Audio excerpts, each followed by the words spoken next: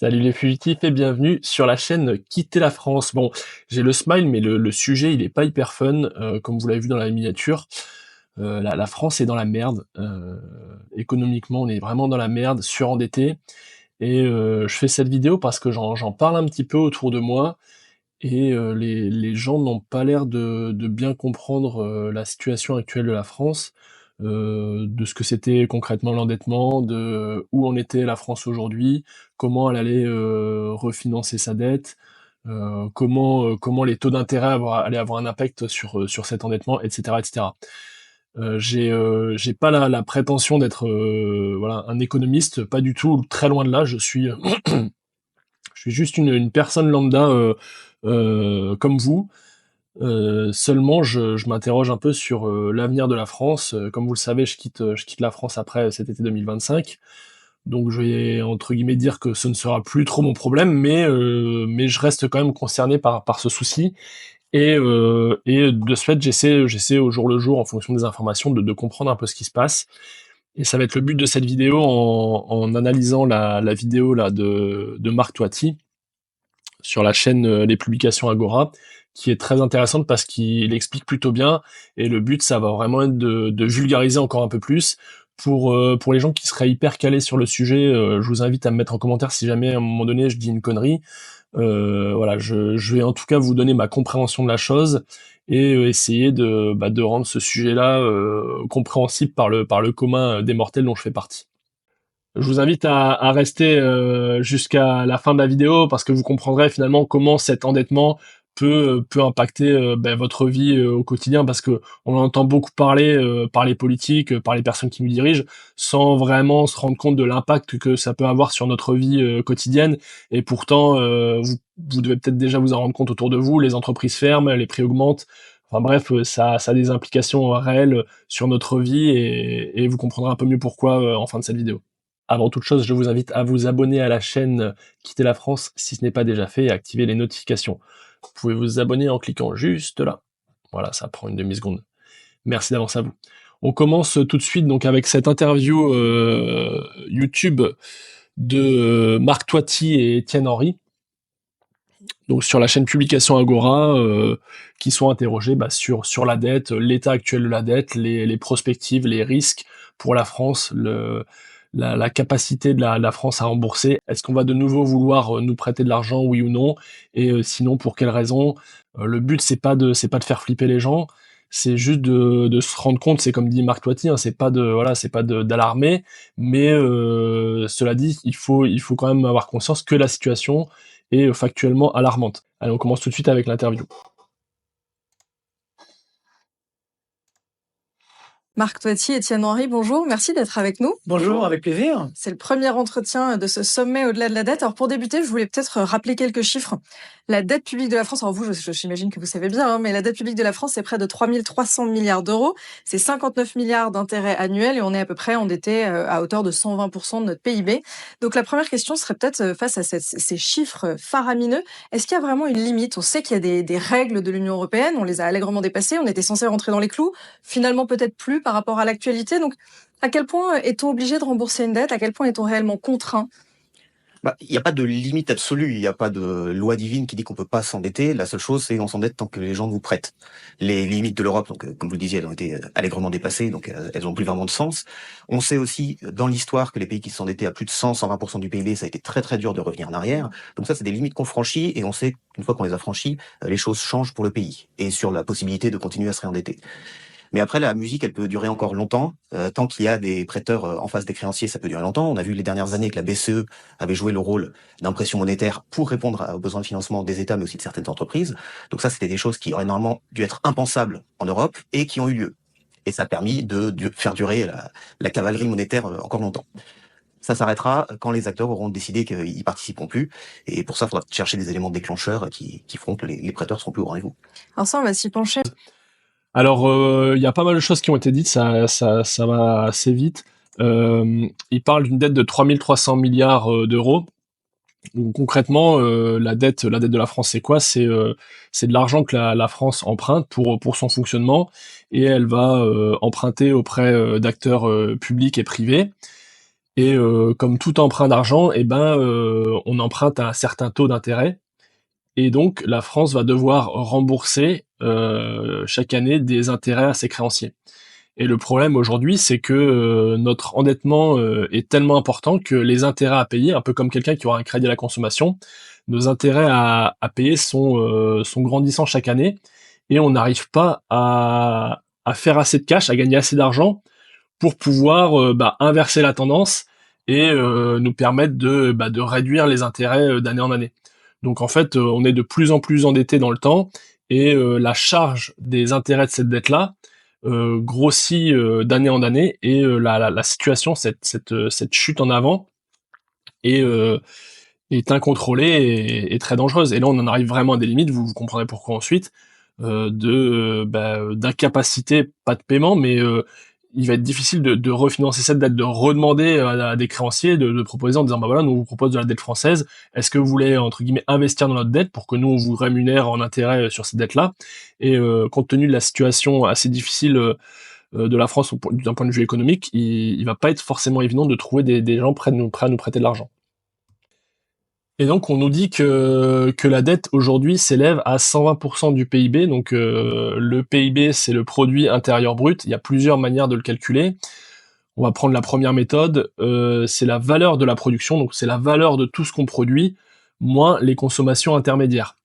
Donc en gros c'est, la valeur ajoutée, produite dans le pays. Donc un pays qui produit beaucoup, à moindre coût on va dire, il va avoir un PIB très important et par contre, un pays qui est improductif, forcément, il aura un PIB plus faible. Étienne Henry nous fait comprendre qu'en 2021, on aurait déjà dû plus ou moins se casser les dents, mais la BCE a réimprimé de l'argent, a fait tourner la planche à billets, comme on dit, afin de prêter de l'argent à la France et ainsi refinancer la dette française pour perpétuer cette chute en avant et éviter la faillite du pays. On parlait même d'ailleurs à l'époque de France sous perfusion. En fait, c'est un peu ça. C'est la situation est déplorable et catastrophique. Et pourtant, on continue à nous prêter parce que oui, il faut bien faire tourner le pays et que entre guillemets, on prend l'argent maintenant et on remboursera plus tard et on laissera ça aux générations futures. Alors ça, on va s'y pencher, mais d'un autre côté, on a l'impression, il y a la question des prêteurs évidemment, mais il y a aussi la question des besoins. Donc là, l'actualité, on le voit bien avec les nécessités de réarmement, on a l'impression de se trouver face à un mur de besoins. Est-ce que ça remet en cause l'orthodoxie budgétaire qu'il fallait retrouver à tout prix? Alors déjà, ce qu'il faut savoir, c'est que la dette en elle-même n'est pas un problème. C'est-à-dire on peut s'endetter effectivement indéfiniment, mais il y a une condition. Il faut que cette dette soit soutenable. C'est-à-dire qu'on puisse au moins payer les intérêts de la dette. C'est ça la règle de décision. Qu'on soit ménage, entreprise ou même un État, ce qui compte, c'est qu'effectivement, si on s'endette, mais qu'en échange, ça génère de la croissance, ça génère de l'activité économique, au moins pour rembourser les intérêts de la dette, à ce moment-là, ça passe. Sauf que nous, en France, Je fais une pause. Donc comme il dit, la dette en elle-même, de toute façon, on pourra pas la rembourser. C'est des sommes faramineuses, ou alors il faudrait énormément de temps et des PIB énormes pour au fur et à mesure payer d'une part les intérêts de la dette et rembourser le capital.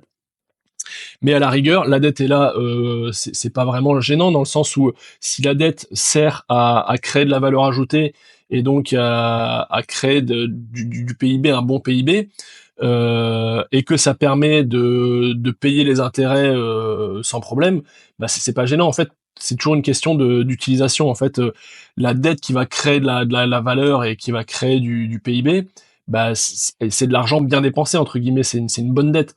Alors que c'est exactement pareil dans l'investissement. En fait, si on vous donne 5 000 € et que vous allez les cramer en boîte de nuit, c'est 5 000 € qui ont été perdus et qui ne produiront rien, qui seront improductifs, qui ne créeront rien. Alors qu'avec ces 5 000 €, vous créez une entreprise et vous achetez un stock de choses à revendre, et qu'avec ces 5 000 €, vous arrivez à en faire 10 000, et ça, vous avez investir ces 5 000 € là dans votre entreprise et vous avez créé de la valeur, et des 5 000 €, vous avez réussi à en faire 10 000.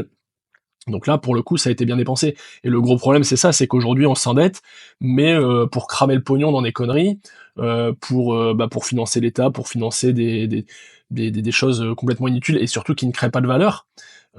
Et au contraire, on a tendance à tuer tous les acteurs, notamment privés, qui créent de la valeur, à savoir les entrepreneurs, les entreprises, les gens qui bossent. Et de ce fait-là, voilà, la dette peut être bonne si l'argent pour lequel on s'endette est utilisé à bon escient. On reprend. Sauf que nous, en France, ça nous est arrivé pour la dernière fois en quelle année? En 2007. C'est-à-dire depuis 2007, chaque année, juste pour payer les intérêts de la dette, il faut encore s'endetter. Donc j'ai envie de dire, depuis 2007, la dette publique française n'est plus soutenable. Mais donc on a une fuite en avant permanente, alors qui a été permise effectivement grâce à la zone euro, puisque la zone euro, mine de rien, nous a protégés, ce qu'on appelle un aléa moral en théorie des jeux. C'est-à-dire que finalement, comme il n'y avait pas de sanctions, on a continué, et malheureusement, le coronavirus a mis de l'huile sur le feu, j'ai envie de dire. Enfin du moins, sa gestion, avec le fameux quoi qu'il en coûte, et surtout la planche à billets de la Banque Centrale Européenne. C'est ça le drame, c'est que à cause de cette planche à billets, va-t-on dire, eh bien l'État français pouvait s'endetter sans compter, puisque ça ne lui coûtait rien, puisqu'il était sûr de trouver preneur au travers, effectivement, des achats de la Banque Centrale Européenne. Mais par contre... Donc oui, là, il dit que depuis 2007, en fait, on n'est pas en positif. En gros, on continue à s'endetter. Notre intérêt de la dette continue à s'alourdir. Les intérêts à payer la dette continuent à s'alourdir. Donc on n'a pas réussi à inverser la vapeur depuis 2007. Et là, il dit qu'en 2021-2022, il y a eu le Covid, et à ce moment-là, il y a eu une impression folle de cash de la part de la BCE. On a donc emprunté un peu sans limite auprès de la BCE, mais le problème, c'est qu'aujourd'hui, la dette est bien réelle et les intérêts à rembourser le sont eux aussi. La Banque Centrale Européenne, mais par contre, la situation s'est aggravée d'un point de vue de la soutenabilité. Deux chiffres très simples. La dette publique, effectivement. Alors, si on prend la déficit que vous avez donné tout à l'heure, c'est 3303 milliards au troisième trimestre, on va bientôt atteindre les 3500 milliards. Mais si vous prenez, par exemple, ce qu'on appelle le hors-bilan, ça veut dire notamment, c'est les engagements de l'État et qui n'apparaissent pas dans les comptes. Par exemple, le paiement des retraites des fonctionnaires, c'est un engagement de l'État, sauf qu'on ne les voit pas dans la dette, mais c'est quand même une dette à venir. Vous savez, on est à combien de dettes publiques aujourd'hui? 7500 milliards. Alors, quand la Cour des comptes, ça tombe pas d'un chapeau, ça sort pas d'un chapeau. Tout ça pour dire que voilà la gravité de la situation. Mais juste si je reprends la dette normale, 3300 milliards. Donc là, il dit que la dette officielle qu'on a actuellement, 3300 milliards, bientôt 3005, ça prend pas en compte les retraites à payer, les retraites des fonctionnaires.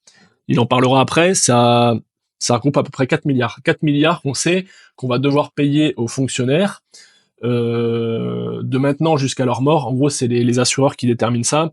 Ils savent que par rapport à ces types de populations, ils vont vivre jusqu'à tel âge, il reste X milliers de personnes, de fonctionnaires à tel taux à payer tant par mois en retraite.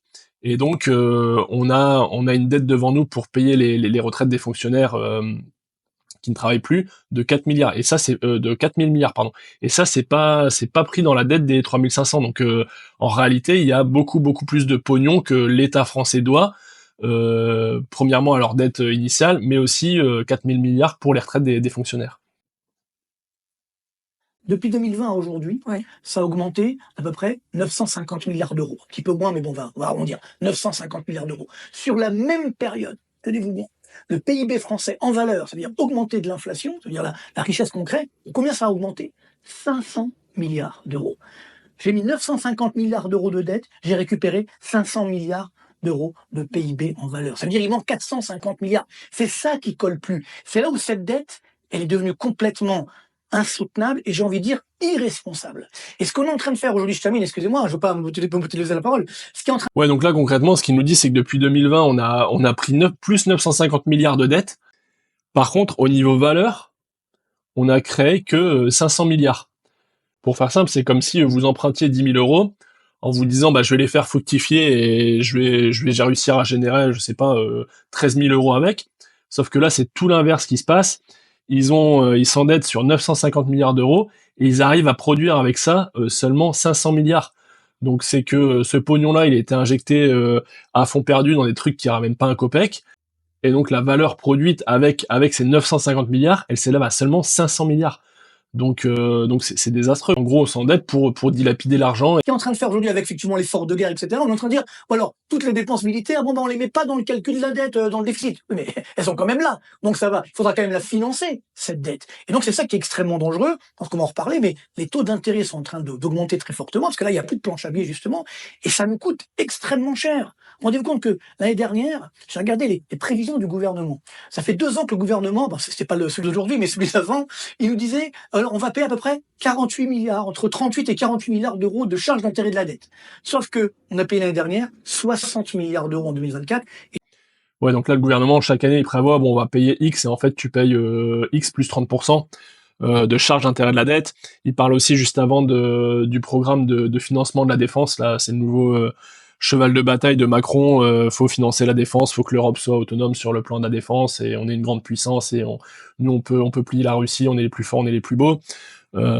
Seulement voilà, ça apparaît pas non plus dans la dette, et quoi qu'il arrive, s'ils veulent ils veulent mettre en place des plans d'innovation, de développement de la défense européenne, bah falloir les financer aussi, et on est déjà à genoux au niveau de l'endettement sur des affaires courantes, sur le fonctionnement du pays, et pour autant bah, il lâche pas le truc, et il veut développer la défense, à tel point que même sur les livrets A qui étaient destinés au logement social, une partie des fonds du livret A détenus par les particuliers vont être réorientés vers le financement de la défense. Et je pense que cette année, ils nous font le même coup, ils disent oui, ça sera 53, ça sera, je pense, 70. Donc, c'est ça qui est dramatique.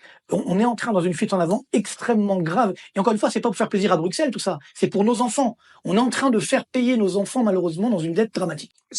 Ouais, donc voilà, c'est ce qu'il dit. En gros, le problème, c'est qu'on est endetté. Bon, certes, on va pas solder la dette du jour au lendemain, et c'est inconcevable, mais on pourrait au moins, c'est à minima, c'est ce qui est le minima viable, c'est la maîtriser. C'est se dire que chaque année, on est au moins capable de payer les intérêts de la dette, et que les emprunts futurs permettront au moins de créer de la valeur suffisante pour pouvoir toujours payer les intérêts de la dette, mais sans que ces derniers n'explosent à l'os, comme c'est le cas actuellement.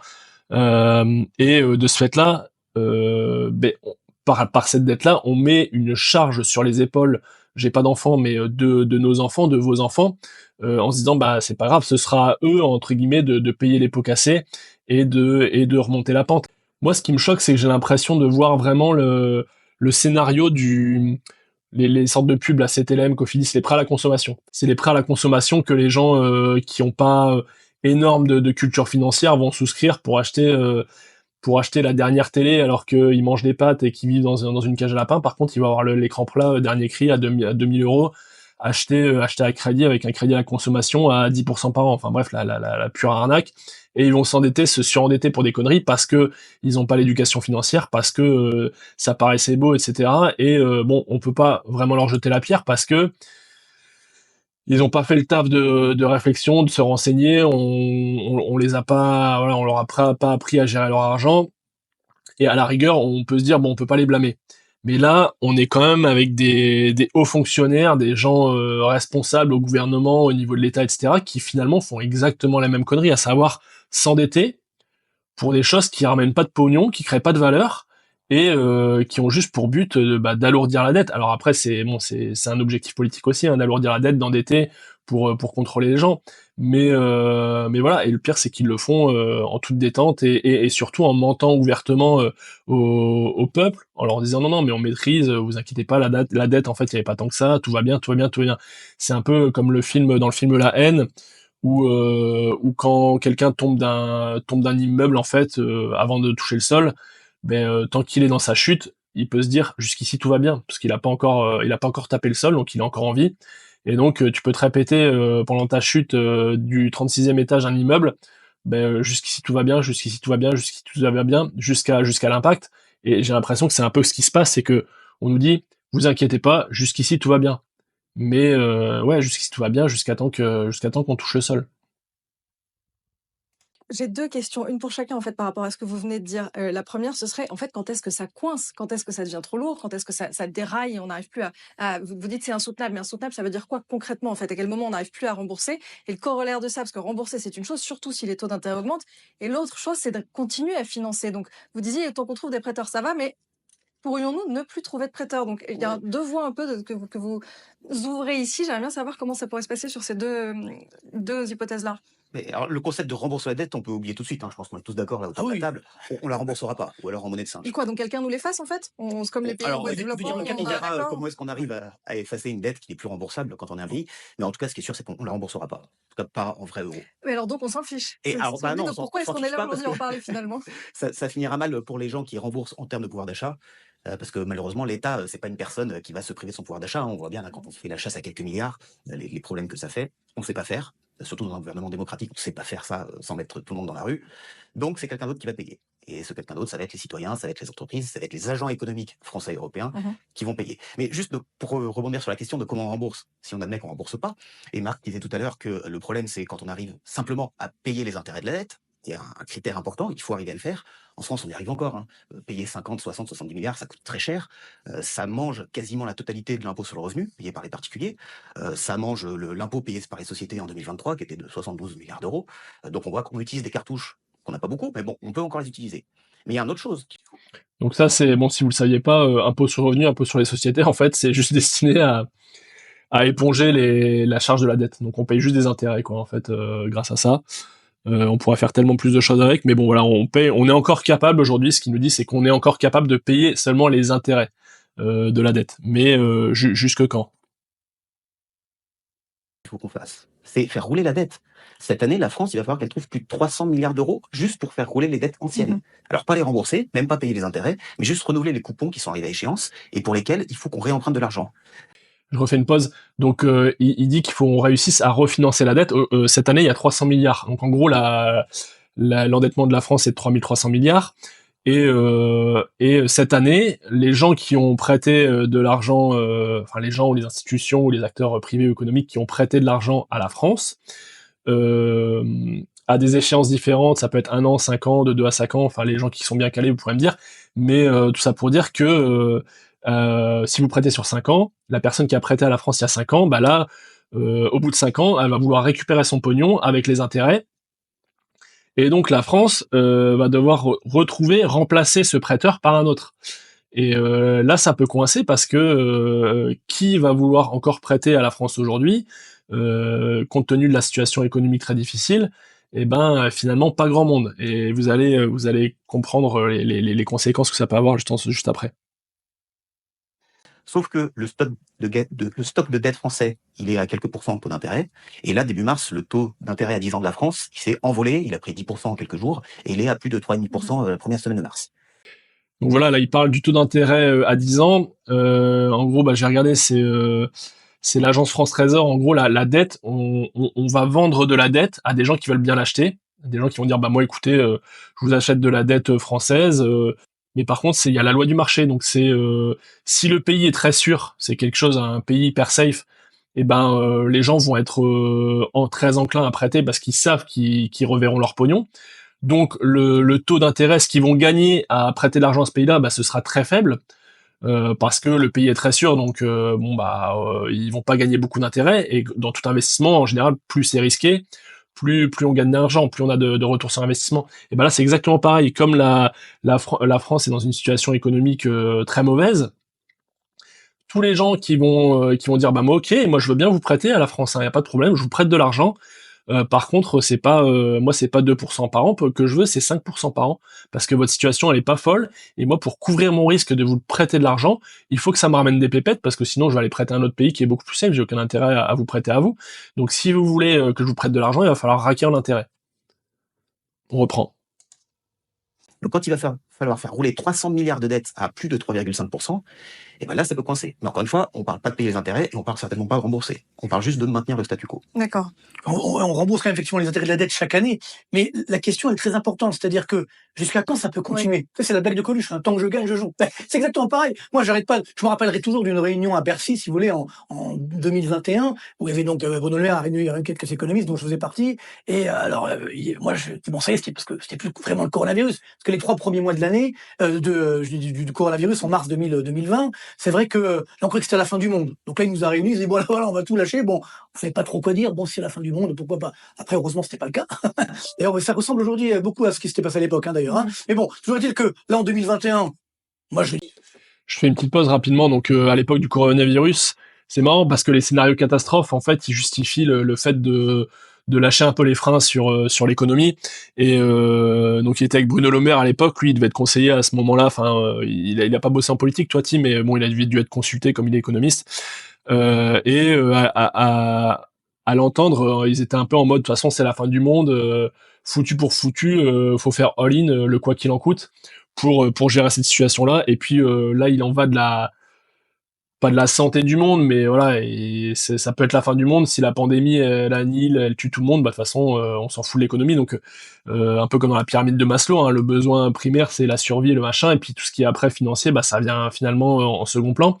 Et c'était ça a débridé un peu les velléités d'endettement, et donc là on a l'impression qu'avec la guerre, bah c'est le nouveau prétexte, c'est la guerre, donc il faut c'est soit ça, soit on se prend des bombes sur la gueule, donc il faut investir dans la défense, donc faut relâcher un peu au niveau de la rigueur de l'endettement, etc. Et donc comme si, enfin, il insinue que c'est le nouveau prétexte, c'est la guerre quoi en fait. Le nouveau Covid en fait, c'est la guerre. Je fais mon métier d'économiste, donc je dis bêtement, si vous voulez, entre guillemets, bon, peut-être maintenant il faut arrêter d'augmenter la dette. Il faudra peut-être se calmer. Et là, tout le monde me saute dessus. Pas physiquement, bien entendu, hein, mais par les mots. Donc les économistes, les hauts fonctionnaires de Bercy, etc. Mais non, mais on s'en fiche complètement de la dette. Voilà, on va la faire rouler.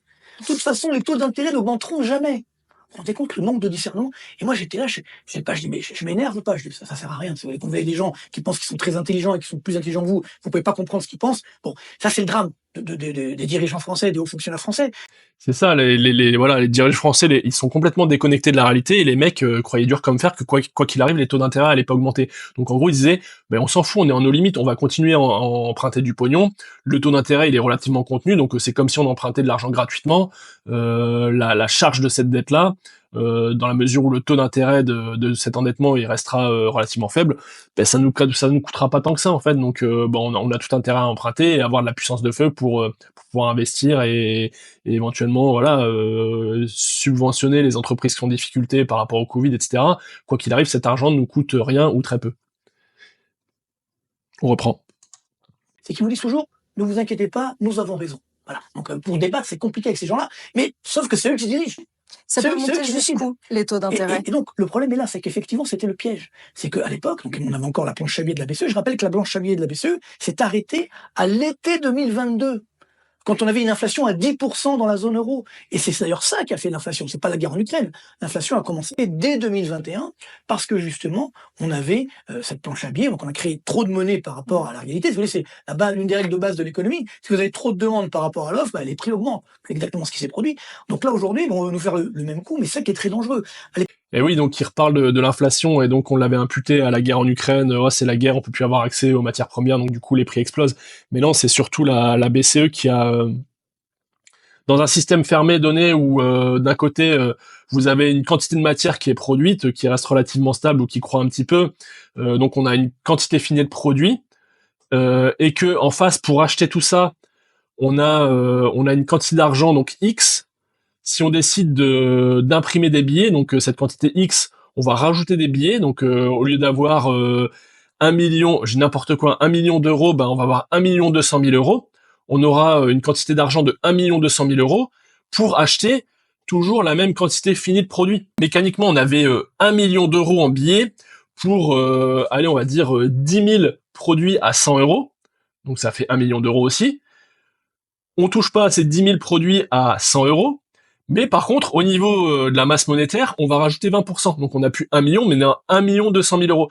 Et il y a toujours une corrélation entre les produits et cette masse monétaire de 1 200 000 euros. Ce qui veut dire que maintenant, si on veut faire l'acquisition de ces 10 000 produits, eh ben on a 1 200 000 euros en face. Donc un produit ne vaut plus 100 euros, mais 120 euros. Et c'est comme ça que les prix explosent, parce qu'on met en face une masse monétaire qui grossit par l'impression monétaire de la Banque Centrale Européenne, et de ce fait-là, bah, ça fait que les prix en face des produits augmentent. On reprend. À l'époque, on nous prêtait, on était toujours double A. Nous sommes toujours double A. Peut-être ça va changer d'ici qu'on publie la vidéo. Mais ce que je veux dire là, c'est que c'est ça la clé. C'est que quand on est encore double A, ça passe parce que vous avez beaucoup d'investisseurs dans le monde, des caisses de retraite, des compagnies d'assurance, etc., qui sont obligés pour leur ratio de solvabilité d'acheter soit du triple A, soit du double A. Donc comme il y a de moins en moins de triple A, on dit bon allez, la France on prend le double A. Si par contre nous passons simple A, ce qui va nous arriver dans les prochaines semaines, je pense. Vous pensez? Ah bah oui, ça aurait déjà dû nous arriver il y a très longtemps. Hein. Mais enfin il y a plusieurs mois, va-t-on dire. Mais par connivence, disons le mot, l'agence de notation, on dit non, ça tout va bien se passer. Vous connaissez la phrase. On fait quoi? Faut dire alors le dernier communiqué de Fitch, il était exceptionnel. Celui d'il y a donc où elle n'a pas dégradé l'un de la France, et elle a dit voilà, notre modèle de notation Vous pouvez la voir sur Internet, c'est incroyable. Notre modèle de notation nous donne une dégradation de la note de la France à simple A. Mais nous ne suivons pas notre modèle, c'est quand même très fort, parce que nous faisons confiance au gouvernement français donc de l'époque pour réduire son déficit public. C'est incroyable. En fait, donc là, il parle des agences de notation qui notent la solvabilité de la France, la santé économique de la France. On est double A. On aurait dû être depuis belle lurette simple A. En fait, en gros, triple A, double A, simple A. Après, on passe à triple B, je crois. Et en fait, comme il dit, il y a des fonds de pension, il y a des assureurs, des machins qui investissent pour leurs clients. Et eux, ils achètent de la dette des États. Mais dans leur scope, en fait, dans leur politique, et ils se disent, bah non, nous on n'achète pas de dette publique de pays ayant une note A. On veut que du double A, qui est mieux que le A simple. Et la note de la France, là, c'est noté par des organismes, c'est quelque chose de très carré, normalement, la notation. Et là, bah, comme il dit, par connivence, par jeu de confiance, par l'agent de notation, dire, bon, vous devez être A, on vous laisse double A parce que, a priori, vous n'allez pas faire de la merde, et on vous fait confiance là-dessus, mais c'est complètement contraire justement au principe d'une note. En fait, une note c'est factuel, c'est vous remplissez les conditions pour être double A, vous êtes double A, vous remplissez pas, bah vous êtes plus double A, vous êtes simple A, il n'y a pas de bon on vous fait confiance, enfin en gros c'est gros passe droit, enfin encore un truc qui est pas clair du tout quoi sur cette histoire de notation. Là, on sait très bien que c'est pas le cas, que le déficit public a augmenté. Je vous rappelle que entre la prévision initiale de Bruno Le Maire et la réalité du déficit, il y a eu 100 milliards d'euros Les d'écart. fameux 100 milliards. Oui, c'est pas une erreur de prévision, vous comprenez? Donc moi, je pense que là, on est à la fin de l'histoire. C'est-à-dire que, à partir du moment où on tombe le simple A, beaucoup de caisses de retraite, de banques même, hein, c'est pas qu'elle n'aime pas la France, mais elle dit, bah attendez, simple A, moi, c'est pas dans mon cahier des charges. Donc, je vais pas acheter votre dette publique. Et là, comme Étienne le disait, les taux d'intérêt qui ont déjà augmenté, ça va continuer d'augmenter. Et ça peut aller jusqu'où, les taux d'intérêt? Vous les voyez jusqu'où? C'est quoi très loin? Vous savez, Oui, donc là concrètement, on a abordé le fait avant que les taux d'intérêt allaient augmenter à 10 ans, et on rajoute une couche avec cette histoire de dégradation de la note de la France, passant de double A à simple A, dans le sens où beaucoup d'investisseurs potentiels qui se réservent que les double A et qui ne souhaitent pas investir en simple A vont se détourner de l'achat d'obligations françaises, donc l'achat de la dette française. Et le seul moyen pour la France d'être entre guillemets sexy pour des investisseurs potentiels, ce sera de leur dire bah écoutez nous on vous offre pas je dis n'importe quoi 2%, mais on vous offre 4% sur l'argent que vous allez nous prêter. Donc en gros ça va encore doper à mort l'endettement et les intérêts liés à la dette française. Eh ben, je rappelle quand il y a eu la crise grecque, le taux d'intérêt grec à 10 ans, il est monté à 35%. Donc je dis pas ça que ça va arriver en France, mais je pense que ça peut arriver très vite à 5%. Et là, on tue le pays. 5% de taux d'intérêt. On tue le pays, ça veut dire quoi? Pour vous et moi, dans le quotidien, pour les entreprises et pour les gens qui ont de l'argent en banque, ça veut dire quoi? Il y a deux choses. Il y a d'abord effectivement le fait que pour l'État, ça va coûter de plus en plus cher de payer sa dette. Bon, mais ça c'est une chose. Et à la fin, quand on veut augmenter les dépenses militaires, de 30, 50 milliards. Sauf que là, la charge d'intérêt de la dette, qui était, je vous rappelle, il y a encore quelques années de 30 milliards d'euros par an, elle va monter à 70 milliards d'euros. Donc là, on les a, les 40 milliards, vous voyez. Donc, si on n'avait pas fait n'importe quoi, on aurait pu dépenser pour la défense sans piquer dans l'épargne des gens. Bref, c'est un autre débat. Peut-être qu'on en parlera tout à l'heure. Mais toujours est-il que sur la France, si à ce moment-là, on a cette crise de confiance, les taux d'intérêt ça ne s'arrête pas. Les taux d'intérêt peuvent monter très très loin. Alors, il y a un autre élément très intéressant qui s'est passé dernièrement en Allemagne, c'est que le gouvernement allemand, comme vous savez, les Allemands sont habituellement très rigoureux. Et là, donc, M. Merz, le nouveau chancelier, bon, il n'est pas encore nommé, mais ça sera lui, nous a dit, pendant la campagne, je vais faire attention aux deniers de l'État, on ne change pas à rigueur budgétaire. Et là, quelques jours en arrière, il nous dit, ça y est, on lâche tout. Donc, on va dire, vous voyez, les Allemands, ils font comme nous. Bon, je sais pas si c'est une bonne idée, mais toujours est-il que les taux d'intérêt allemands commencent à augmenter, mais c'est pas ça le problème. C'est que jusqu'à présent, qui s'endettait le plus sur les marchés en Europe? Nous, les Français et les Italiens. Et donc, les Allemands, ils s'endettaient aussi, mais un peu moins que nous. Si maintenant, demain, les Allemands aussi font appel au marché financier, demandent de l'argent au marché financier, alors que l'Allemagne est toujours triple A, l'investisseur, quand il va se dire, bon, j'ai 10 milliards d'euros à prêter, à qui je prête? À l'Allemagne triple A ou à la France simple A? Là, il n'y a pas photo, il va prêter à l'Allemagne. C'est-à-dire qu'il y aura moins de flux d'investissement pour la France et les taux d'intérêt vont encore augmenter. Je termine sur votre question. Si les taux d'intérêt augmentent, c'est quoi le quotidien des Français? Je vais poser on reviendra un peu en arrière. Donc, ce qu'il dit, c'est qu'on est en concurrence avec l'Allemagne qui jusqu'à présent avait une politique économique plutôt rigoriste en essayant de limiter au maximum l'endettement, ce qui est plutôt une bonne chose oui et non, dans le sens où si un pays s'endette pour créer de la valeur, etc., bah c'est une bonne dette, comme on disait au départ, et que ça vaut le coup de le faire. Mais là, l'Allemagne, a priori, est en mode open bar, enfin, en tout cas, au moins ouverte à l'endettement, et ben on se retrouve en directe concurrence avec elle, parce que nous, ce qu'on a à vendre, notre dette française, sachant qu'on est bientôt classé simple A et qu'eux sont encore triple A, donc beaucoup plus sûrs, et ben n'importe quel investisseur aura tendance quand même à aller prêter à l'Allemagne pour un taux même un rendement sur les obligations peut-être un peu moins élevé, mais avoir au moins un placement plus sûr, et quoi qu'il arrive, pour les gros investisseurs, c'est même pas une question d'aller chercher un rendement donné, c'est de qu'on on n'achète pas de la dette d'un pays qui est simple A, quoi. Donc c'est strict et simple. Et donc, les Allemands, ils s'endettaient aussi, mais un peu moins que nous. Si maintenant, demain, les Allemands aussi font appel au marché financier, demandent de l'argent au marché financier, alors que l'Allemagne est toujours triple A, l'investisseur, quand il va se dire, bon, j'ai 10 milliards d'euros à prêter, à qui je prête? À l'Allemagne triple A ou à la France simple A? Là, il n'y a pas photo, il va prêter à l'Allemagne. C'est-à-dire qu'il y aura moins de flux d'investissement pour la France et les taux d'intérêt vont encore augmenter. Je termine sur votre question. Si les taux d'intérêt augmentent, c'est quoi le quotidien des Français? Tous les taux d'intérêt de tous les crédits, des entreprises, des ménages, sur l'immobilier, ces taux d'intérêt vont également augmenter, ce qui va encore casser l'activité économique. Nous sommes déjà en récession, la récession va donc s'aggraver, ce qui va faire du chômage, de la crise sociale et ainsi de suite. Moi, je suis désolé, moi je joue mon rôle d'économiste aujourd'hui qui aime son pays, qui veut qu'on sauve l'économie française. Il faut arrêter de faire ça. Il faut changer de logiciel. Je suis très inquiet. Je vais vous dire, j'ai rarement été aussi inquiet pour l'avenir de mon pays en tant qu'économiste. Ça fait 30 ans que je fais ce métier, parce que malheureusement, là, on est en train de faire n'importe quoi, et nos dirigeants ne sont pas du tout sérieux. Et je suis très inquiet sur notre avenir, parce que il faut arrêter d'augmenter ce déficit et cette dette publique. Alors, donc voilà, donc le constat assez alarmant, hein, encore une fois, c'est du factuel. Concrètement, qu'est-ce qu'il dit?